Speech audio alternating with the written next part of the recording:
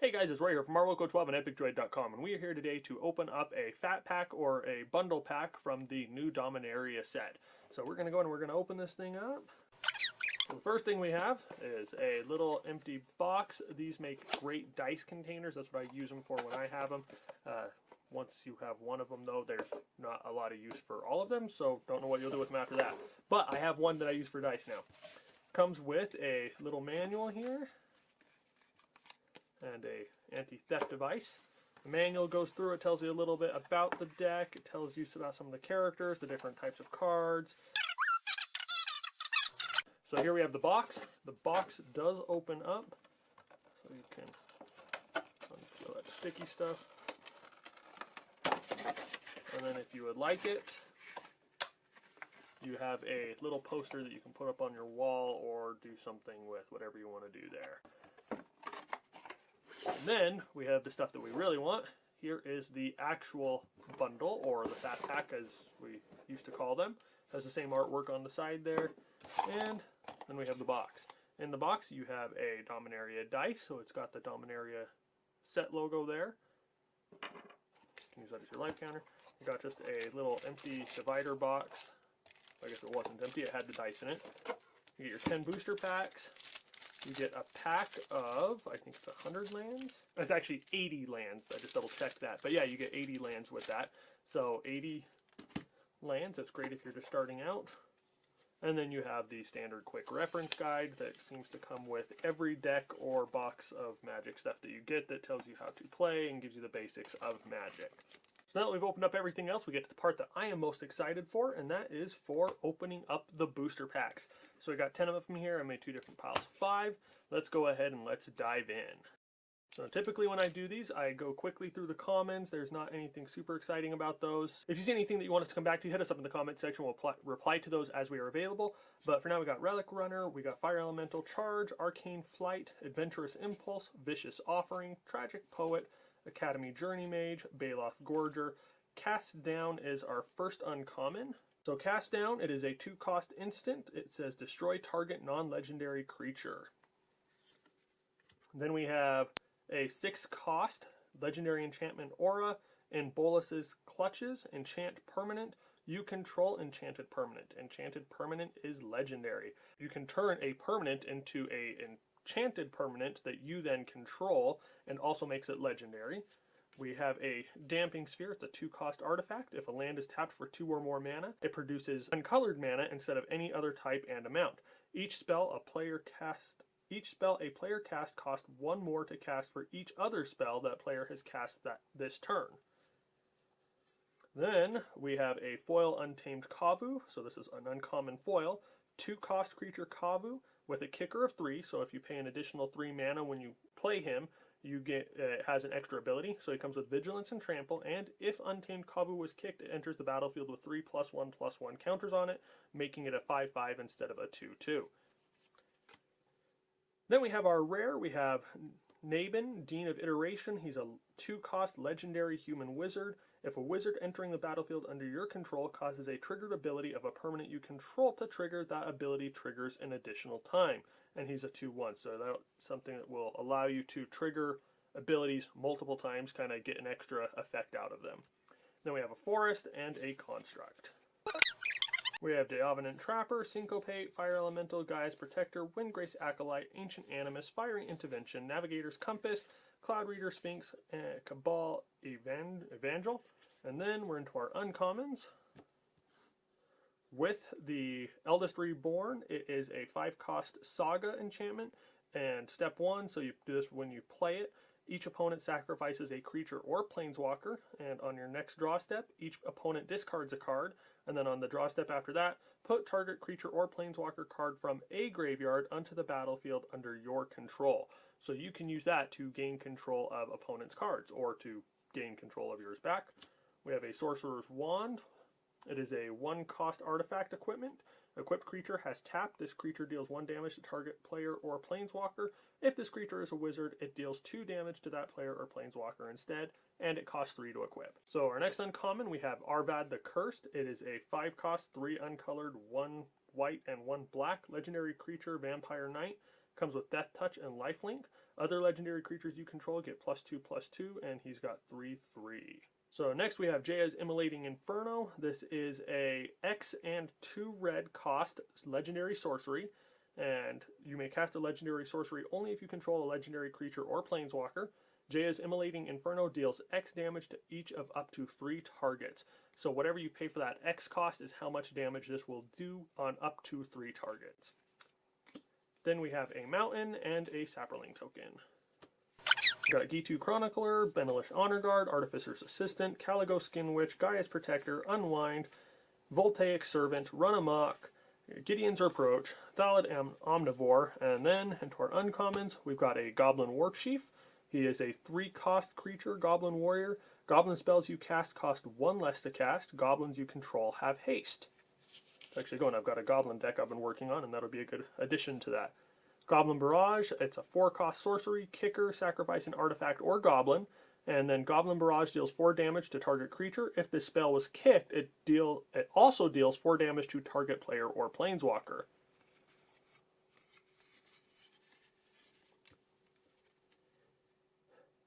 We have Whisper Blood Liturgist. I have no idea how to say that word. Whisper Blood Liturgist, I guess. We'll look that up later so I don't look stupid in another video if I ever use this card again. But then we have a 4-cost legendary creature, Human Cleric. Tap, sacrifice 2 creatures, return target creature card from your graveyard to the battlefield, and it comes with 2/2. Then we have Mishra's Self-Replicator. It is a 5-cost artifact creature, Assembly Worker. Whenever you cast a historic spell, you may pay 1. If you do, create a token that's a copy of Mishra's Self-Replicator, and a 2/2. So if you have a deck that has historic spells, which are artifacts, legendaries, or sagas, you can continue to create multiple copies of this card. And then we have a Swamp and another Saproling. We have Homerid Explorer, Gitu Lava Runner, Adamant Will, Soul Salvage, Grow from the Ashes, Navigator's Compass, Cloud Reader Sphinx, Cabal Evangel, Aven Sentry, Skittering Surveyor, and then into our uncommons, we have got a Fire Fist Adept. It's a 5-cost creature, human wizard. When Fire Fist Adept enters the battlefield, it deals X damage to target creature an opponent controls, where X is the number of wizards you control, and he's a 3/3. Oh my goodness, I just totally saw something, and okay, we'll come back to that, but I'm super excited for this booster pack now. This thing just made it. This fat pack is totally worth it now. Spore Crown Thalid, it's a 2-cost creature fungus. It's each other creature you control that's a fungus or saproling gets +1/+1, 2/2. Get through these real quick because I don't care about them anymore. A 5-cost, it's a 3 uncolored, 1 red, 1 white. Legendary creature, Angel Artificer. Flying First Strike, whenever an R equipment you control is put into a graveyard from the battlefield, you may return that card to its owner's hand at the beginning of the next step. And a 3/3. Then we had a Knight in an Island. And the card that I'm most excited for, Teferi, Hero of Dominaria. It is a 5-cost legendary planeswalker. He has +1, draw a card at the beginning of the next end step, untap 2 lands, -3, put target non-land permanent into its owner's library, 3rd from the top, and then -8, you get an emblem with whenever you draw a card, exile target permanent an opponent controls, and he comes with 4 loyalty. Holy cow, I've actually been looking for this one. This one and Karn were the 2 cards I probably wanted the most, not just because they're the coolest, but because they have abilities that I would like to use in some decks. I am super duper excited for this one, and I'm actually going to put it in a sleeve real quick. That there has made this whole fat pack worth it for me, and if I remember right, he sells for about what the fat pack would normally go for. I'd have to double check that price, but that has seriously just made my entire day. I am super excited for that one. I don't know if there's any other card I can get that would top that one for me today. But that being said, let's open up the next booster pack and see if we get anything else like that. So we have a Syncopate, Gitu Chronicler, Dub, Divest, Cabal, Paladin, Academy Drake, Seismic Shift, Voltaic Servant, Eviscerate, Pardic Wanderer, and then our uncommons.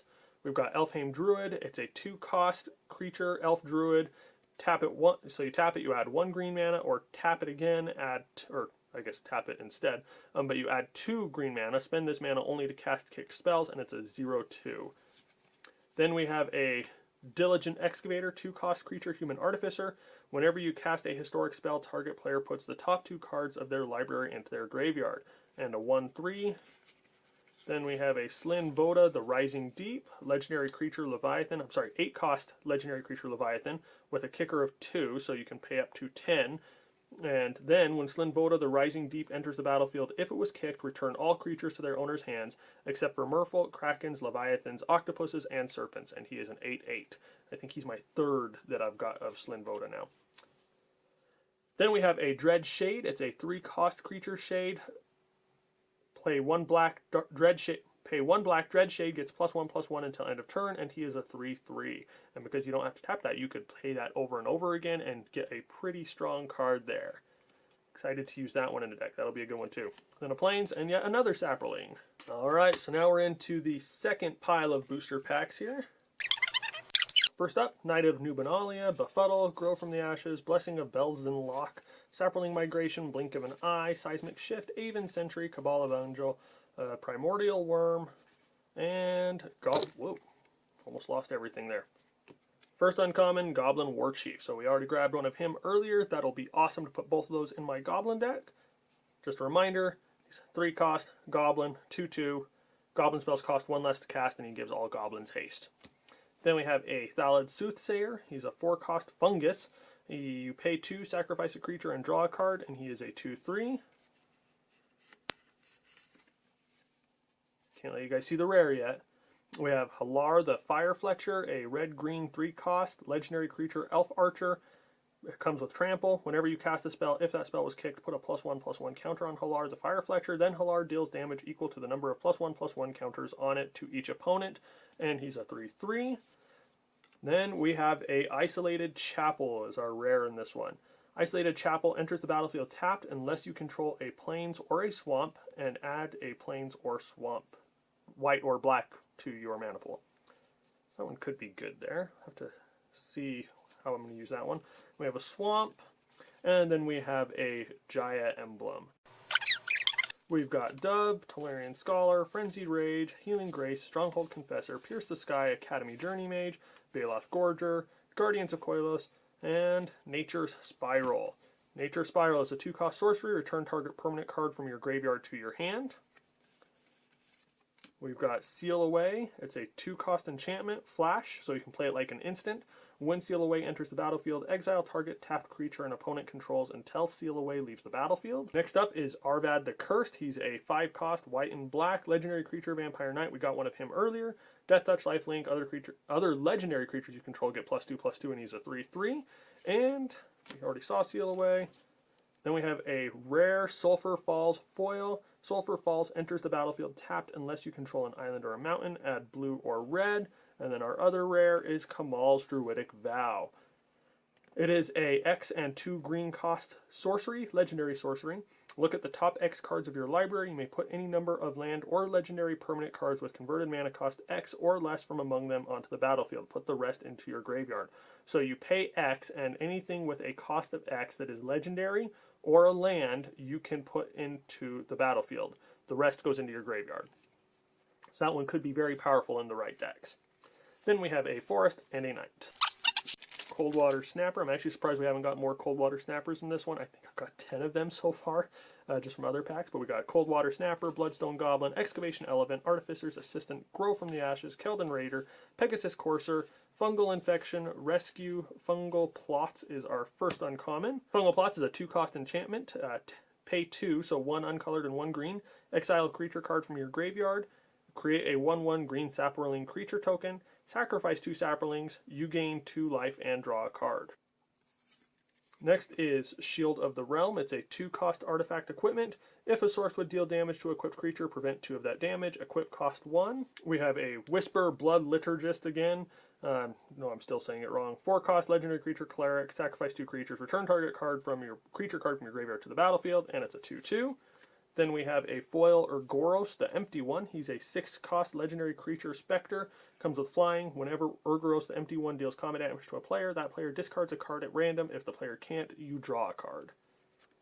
And Two-Headed Giant. Two-Headed Giant is a 4-cost creature, giant warrior. Whenever Two-Headed Giant attacks, flip 2 coins. If both coins come up heads, Two-Headed Giant gains double strike until end of turn. If both coins come up tails, Two-Headed Giant gains menace until end of turn. So he's a 4/4, and he can either have double strike or menace, or he can just be a regular 4/4. Then we have a mountain and a soldier.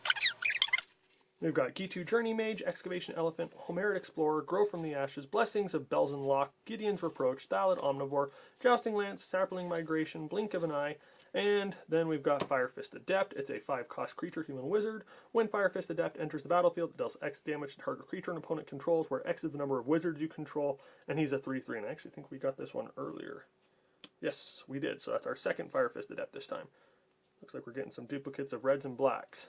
Then we have a Spore Crown Thallid. It's a 2-cost fungus again. Each other creature you control that's a fungus or sapling gets +1/+1, and he's a 2/2. We have Tiana Ship's Caretaker, 5-cost red-white. It's a legendary Angel Artificer, flying and for strike. Whenever an aura or equipment you control is put into a graveyard from the battlefield, you may return that card to its owner's hand at the beginning of the next step. And 3/3. Our rare is Fall of the Thran. It's a 6-cost white. Well, 5 uncolored and 1 white. And so when you play it, you destroy all lands. And on your next draw step, each player returns 2 land cards from their graveyard to the battlefield. And then on your draw step after that, again, return 2 cards from your graveyard to the battlefield. So that one could be really good or really bad. I'm trying to think how I would use that one in a deck. But we'll have to toy around with it, see what we can do. Then we got a Swamp and another Saproling. Noticing a trend with all these Saprolings. Now, for the very, very last one, it's got to be something to beat Teferi. I doubt that it will be, but we can keep our fingers crossed and maybe we'll get something really good here. Maybe a foil Karn or something like that. Maybe a foil Teferi. That'd be awesome too. So, Fervent Strike, Sergeant at Arms, Befuddle, Landlord Envoy, Rat Colony, Sapling Migration, Jousting Lance, Run Amok, Blink of an Eye, Deathbloom Thallid, and first up is Wizard's Retort. Wizard's Retort. It's a 3-cost instant. This spell costs 1 less to cast if you control a wizard, and counter target spell. And I just cheated and I peeked at the rare, and I may or may not be super duper excited for this one. Diligent Excavator. It's a 2-cost creature, human artificer. Whenever you cast a historic spell, target player puts the top 2 cards of their library into their graveyard. 1/3. We've got that one already. Slinvoda. I think that's number 12 now that I've got, or whatever it is. And just because we got an island and a Saproling, and then Karn, Scion of Urza. This is actually our second Karn there. I am super excited for this one. My other one I got in the pre-release, and I wasn't able to play in it, but I did have a pre-release box that I got, and I am super duper excited now. I have 2 Karns, and I may just sell one. We'll see what happens here. But yeah, this is probably the best pull that I have ever gotten from a Fat Pack before. I am super duper excited. Karn, Teferi, those two, like, that just made the day for me on both of those. Holy crap, I'm like shaking, I'm so excited. But yeah, this was an awesome pull. Thank you guys for watching. I'm super excited to get this out and put these in my deck and sort through them and see what else I got, make sure I got everything accounted for. But I'll have links in the video description down below to where you can order one of these Fat Packs for yourself or these bundle packs for yourself. If you have a game store nearby, go in and support those guys. It's definitely awesome to support them and to give them that extra income when we can. But these are awesome. We love what's in them, and they are fun to get and fun to open. Thank you guys for watching along. If you have any questions about any of the cards, or if you want to make any trades or whatnot, feel free to hit me up in the comment section down below. We'll reply to those as we are available. If this video has been helpful to you, please remember to give us a thumbs up and to share it with your friends. And if you don't already, please remember to subscribe to us on Twitter and YouTube so you can stay up to date with all our latest content. And as always, just want to tell you guys thank you for watching. Thank you for all your support, and you all have an awesome day.